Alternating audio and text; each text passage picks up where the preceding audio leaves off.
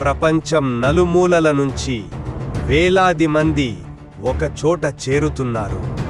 ప్రపంచమంతా ఎవరో ఒకరు లేదా ఏదో పరమశక్తి వచ్చి ఈ భూమికి క్రమాన్ని తీసుకురావాలని ఎదురు చూస్తున్నట్లు కనిపిస్తోంది. ఈ వ్యక్తి అనేక పేర్లతో పిలవబడుతున్నట్లు ఉంది. ఇమాం అలీ తిరిగి వచ్చాడని, ఆయనతో పాటు ప్రవక్త యేసు వచ్చాడని, లేదా మైత్రేయ, బుద్ధుడు లేదా ఎంచుకోబడిన వాడు వచ్చాడని వదంతులు వినిపిస్తున్నాయి.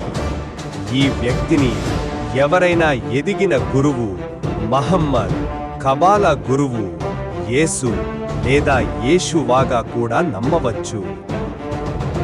కాని ఒక విషయం స్పష్టం: ప్రపంచమంతా మోసపోవాలంటే ఈ వ్యక్తి అన్ని మతాలను సంతృప్తిపరచాలి.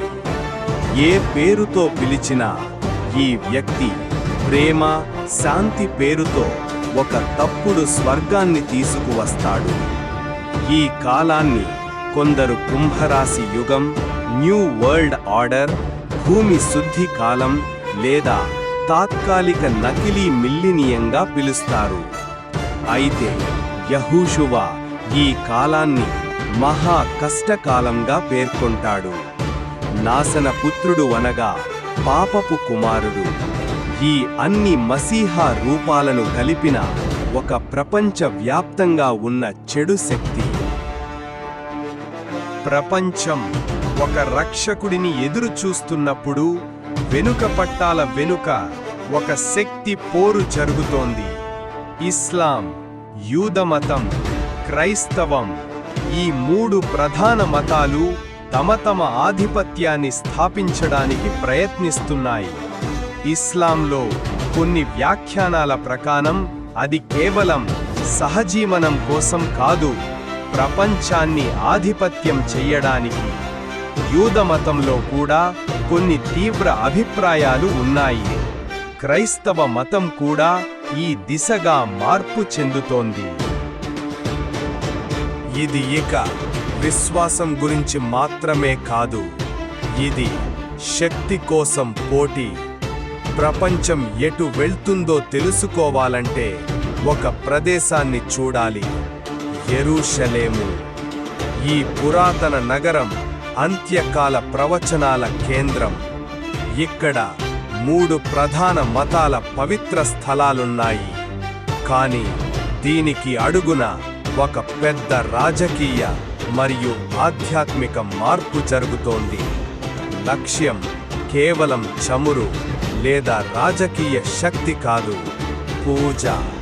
సొలొమన్ ఆలయాన్ని మళ్లీ నిర్మించడానికి ప్రయత్నాలు జరుగుతున్నాయి. సిద్ధతలు దాదాపు పూర్తయ్యాయి. పూజా వస్త్రాలు సిద్ధంగా ఉన్నాయి. బంగారు దీపస్తంభం తయారయ్యింది. యాజకులు శిక్షణ పొందుతున్నారు. ప్రపంచం ఒక కీలక దశకు చేరుకుంటోంది. ఇప్పుడు మనం ఒక గందరగోళ యుగంలోకి ప్రవేశిస్తున్నాం. సహజ విపత్తులు మరియు ప్రణాళికాబద్ధమైన సంఘటనల మధ్య తేడా కనుమరుగైంది. వాతావరణ నియంత్రణ కూడా ఒక ఆయుధంగా మారింది.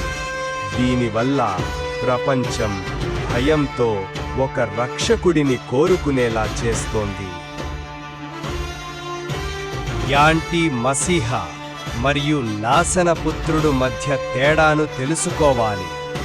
మొదటిది ఒక ఆలోచన, రెండవది ఒక వ్యక్తి. ప్రపంచ యుద్ధాలు కూడా ఈ ప్రణాళికలో భాగమని చెప్పబడింది. ఈ కల్పిత గందరగోళానికి మోసపోవద్దు. చివరికి ఒక తప్పుడు శాంతి ప్రతిపాదన వస్తుంది.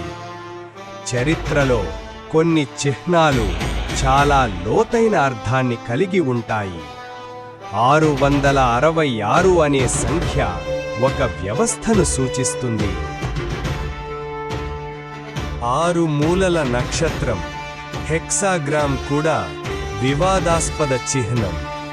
ఇది మంత్రశాస్త్రంతో సంబంధం ఉన్నదని కొందరంటారు. ఈ చిహ్నాలు ప్రపంచవ్యాప్తంగా కనిపిస్తున్నాయి. చివరగా 2 తెల్ల గుర్రాలపై వచ్చిన 2 వ్యక్తుల మధ్య ఒక తుది పోరు ఉంటుంది. సైతాను భూమిపైకి పడతాడు. అతను ఒక శరీరాన్ని ఆక్రమించి మోసం చేయడానికి ప్రయత్నిస్తాడు. నకిలీ నాయకుడు ముందుగా వస్తాడు. అతను శాంతి పేరుతో ప్రపంచాన్ని మోసం చేస్తాడు. నిజమైన మసీహా తరువాత వస్తాడు. అతను నిజమైన రాజ్యం స్థాపిస్తాడు. హెచ్చరిక స్పష్టం: మొదటి వ్యక్తిని నమ్మవద్దు. 7వ శంఖం శబ్దం వచ్చినప్పుడు మాత్రమే నిజమైన రాజు వస్తాడు.